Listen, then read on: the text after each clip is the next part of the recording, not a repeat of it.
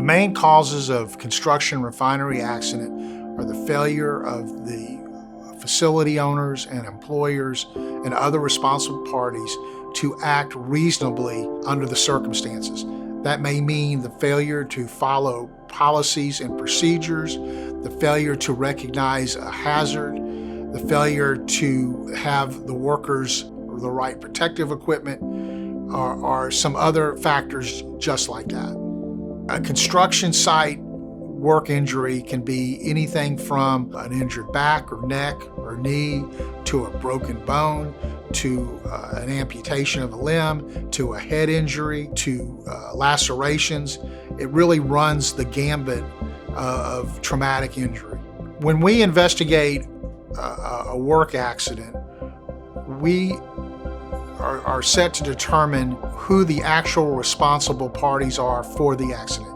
That can be anybody from the employer of the injured worker to the owner of the facility where they're working, to other contractors and subcontractors on the job, whether or not they made mistakes or failed to follow policies and procedures that led to the worker's injury. There can be multiple responsible parties for any one incident. A construction worker or a plant worker who is injured and has a successful lawsuit as a result of that injury can collect all the money they have lost in wages from the time they got hurt till the time their case settles or goes to trial.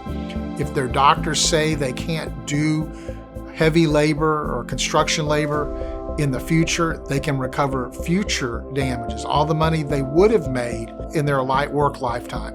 They can also collect the medical bills that have either been paid on their behalf or the worker has paid himself. If there is going to be future medical treatment, the worker can collect that. And finally, the worker can collect compensation for their pain, their suffering, and their mental anguish. An injured worker who calls our office is usually frustrated, scared, and most likely has never spoken to a lawyer before.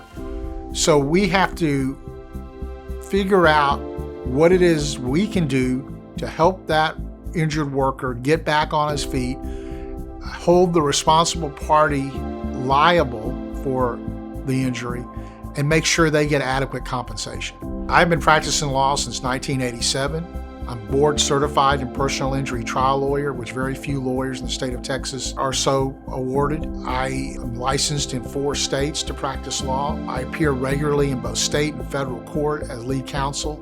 I've represented well over 3,000 workers in my career, and I've handled multiple work site catastrophes, including plant explosions, offshore rig explosions, where people have been killed or maimed as a result of the negligence of the companies that are responsible for their health and safety. Clients hire our law firm because we are one of the most well-known and established maritime personal injury law firms in the country. Our current and past clients would say that we do everything possible to maximize their recovery. I've made it a practice my entire career to communicate effectively with my clients, and that means returning phone calls, emails, text. I don't let it go overnight. I try to answer the same day, even in the same hour.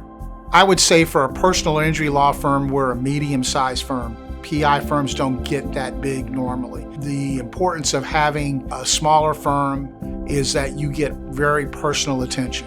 Our law firm is different from other law firms primarily from our level of experience, our level of competence, and our level of professionalism. An injured worker who calls our office will speak to either me or one of the other lawyers. They will engage in a conversation that is geared toward our figuring out what happened to that worker, who was responsible for their injury, whether that worker needs a doctor for medical treatment, what kind of doctor that worker needs, and what we can do to help that worker get back on his feet and get on with their life.